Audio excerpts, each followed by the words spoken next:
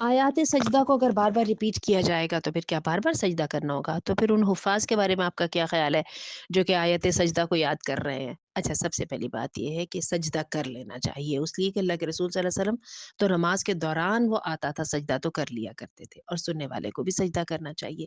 یہ تو بات ہو گئی، لیکن میں آپ کو صحیح صحیح بات بتاؤں، یہ ایسا سجدہ نہیں ہے جس پر آپ کی پکڑ آئے گی، ٹھیک ہے؟ کرنے کا بے انتہا ثواب ہے، کیونکہ یہ دنیا اور مافیہا سے بہتر ہے، ٹھیک ہے جی؟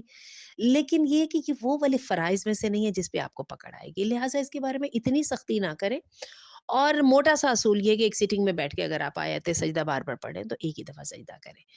اور اگر زیادہ دفعہ کر سکیں تو میرے رب کو آپ کا سجدہ کرنا پسند ہے، اگر آپ کو اس کے سامنے سجدے میں بار بار